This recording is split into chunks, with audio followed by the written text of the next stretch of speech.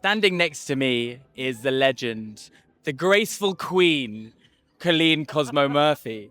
Hello. Oh, hello. What I'd love to know is, what brings you to We Out here? What do you do here? Giles asked me to come. That's why I'm here. We started our Love Dancin tent the very first We Out here. He wanted to have a tent that was kind of modeled on what the Loft parties we were doing in London, but changing it obviously for a festival site and changing it for allowing different DJs to play. So we've been here since the beginning with a wooden floor and an audiophile sound system. What's the intention of Love Dancing? Why does it exist here, do you think? Well, we want to present the music in as clear a way as possible so you can really hear the nuances of the recording, but also allow you to dance to it. And it's just so great dancing on a wooden floor with a bit of spring. People get out, the baby powder and start swishing around the floor, especially on Sundays. So I think that's what, people love to dance and they want to hear the music the way it was intended. But then also there's the sound system here, and you're very integral into the sound. So also with the sound system, about moving it into different spaces, like creating the space for the sound system to shine. What different considerations do you need from, let's say, loft parties to festivals to clubs? It always starts with acoustics. So if you're indoors, it has to do with room acoustics. Now we're sort of in and out. We have a tent. The tent has a lot of reflective surfaces.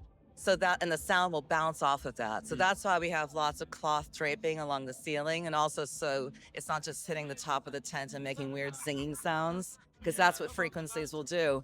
And we try to treat the corners as well with almost bass traps, because if you have bass going into a corner, it kind of comes out and then you're hearing a double bass and it's just not very tight.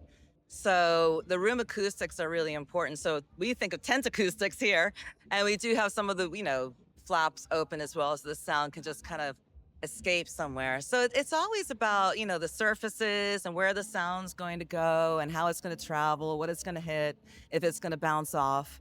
That's what room acoustics are about. Well, this is things that people don't really notice, but they feel it, you know what I mean? So you have the technical know-how about, a lot of people wouldn't necessarily understand that, but you can feel it, right? 100%. It's such a good point, because even at our loft parties, there have been times when every now and then I play a pressing that maybe just isn't pressed that great. Maybe the tops are really crunchy or there's too much bass.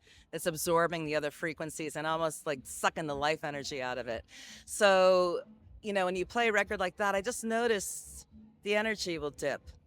And people don't know why, but it's a psychological thing. And they don't necessarily know what we're doing with the sound. They may not even think necessarily, they're judging sound systems and they think ours is better or what. It doesn't matter whose is better. It's not about that. But they feel a certain way. And that's what you're trying to do, just convey a feeling. And, the feeling we're trying to convey is love. And, you get that through dancing and great music. And you have years under your belt of experience and in these different spaces. How do you see the scene going, and especially the festival scene going? Because I know that a lot of festival owners are looking at things like a bit more boutique experience, or younger people aren't going to as many festivals. Where do you see it all going? I mean, I think really right now, a lot of the smaller festivals, like the under 5,000 and under, are really suffering. I think that's been a thing. Not immediately after the pandemic, there were loads of festivals. Everybody wanted to go out. But then people were trying to get refunds because they ended up getting COVID. Then we have the cost of living crisis on top of it. There's, two major wars going on right now that we are, semi-involved in. So there's a lot of different things happening for people's psychological state and their economic state. So I think that's a consideration. So people, festivals are expensive to put on. They're expensive to go to. It's a holiday. It's like a holiday for people to come here. So you have to have a great offering, make sure they feel great. But it is going to be difficult, I think, over the next few years. Things work in cycles. Yeah. So I think, again, we might get through 5 years and then we might see a little more smaller festivals cropping up again. The one thing I love about the UK is its festival culture.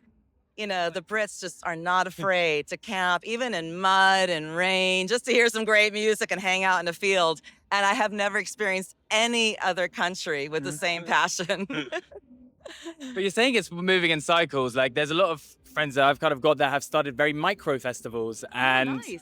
and they're doing well. And people, I think, are looking for kind of a greater sense of connection, or looking to kind of vibe with people more rather than just who's on the lineup. So in a way, does that feel like how the scene started?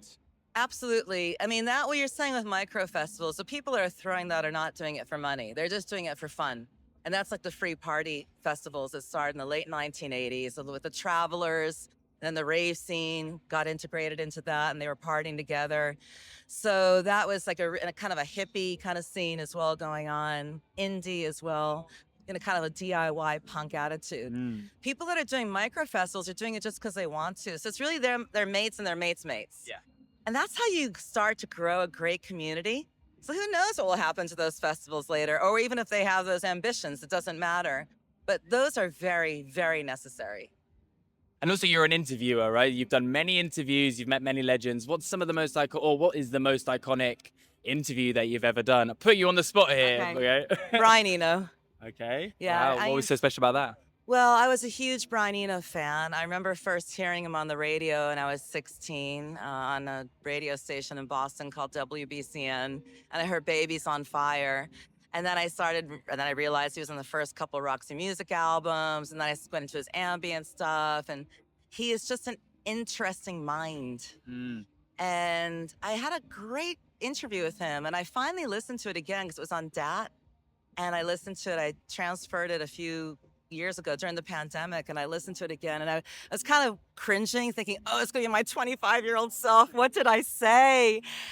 But I was really impressed, actually. I was like, wow, you didn't do too bad. That was actually pretty good. And he liked it so much that he asked for a copy afterwards, but I was so embarrassed and, and it's not intimidated, but just, I don't know, it just felt he was too worthy of me. I never sent it. So I kind of feel bad about that. I'll have to do it. I'll have to do it now. Yeah, we all have to dig that up now and watch it. Exactly. All right. Thank you so much. Thank you so much, Colleen. Thank you.